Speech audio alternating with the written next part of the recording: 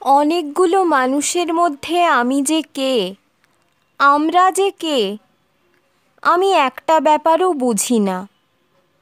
তারা সকলেই কাপড় চাপা পড়ে আছে, আমার কাছে হারিয়ে যায়। তারা সবাই অন্য একটা শহরে চলে গেছে।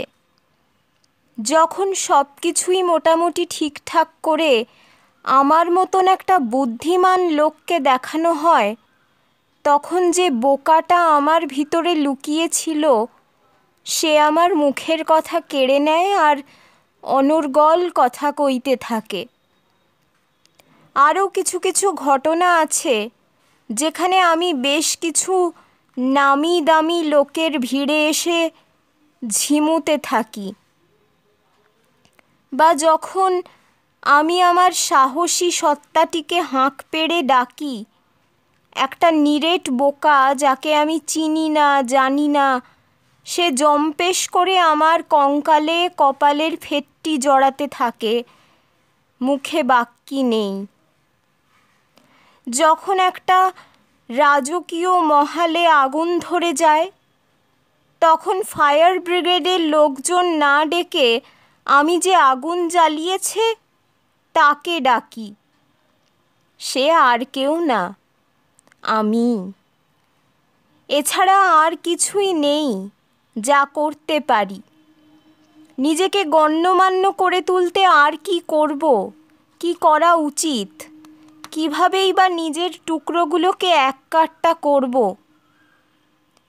আমি যে সমস্ত বই পড়ি, দেখি, তার মধ্যে ঝকমকানো নায়ক চরিত্র সর্বদাই একটা আত্মগুমরে ঝলমলাচ্ছে।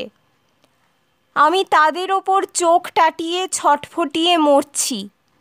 আর সিনেমার ছবিতে যেখানে বুলেট বাতাসে ভাসছে, সেখানে আমি রাখালদের ঈর্ষা করছি ঘোড়াগুলোকে আমার কি যে ভালো লাগছে। কিন্তু আমি যখন আমার দুরন্ত সত্তার কাছে যাই, দেখি সেই পুরনো বুড়ো আর অবাক সত্তাটা বেমালুম বেরিয়ে পড়েছে। আর তাতে করে কিছুতেই বুঝতে পারি না এই আমিটা কে, বা আমি বলতে কতগুলোকে বোঝায়, কিংবা আমরা কে কি হতে যাচ্ছি। আমি একটা ঘন্টাকে ছুঁয়ে দেখতে চাই, বলতে চাই এটাই আমার প্রকৃত সত্তা, সত্যিকারের আমি। কেননা যদি সত্যিই আমার আপন সত্তাকে পেতে চাই আমি, তাহলে নিজেকে চোখের আড়ালে যেতে দেওয়া কিছুতেই চলবে না। যখন আমি লিখছি তখন আমি অনেক দূরে, আর যখন ফিরে আসছি তখন আমি চলেই গেছি। আমি পরখ করতে চাই ঠিক এই রকম কোনো ব্যাপার অন্যেরও হয় কি না আমার মতন, আর তারা ঠিক এভাবেই এ পথেই চলছে ফিরছে কি না।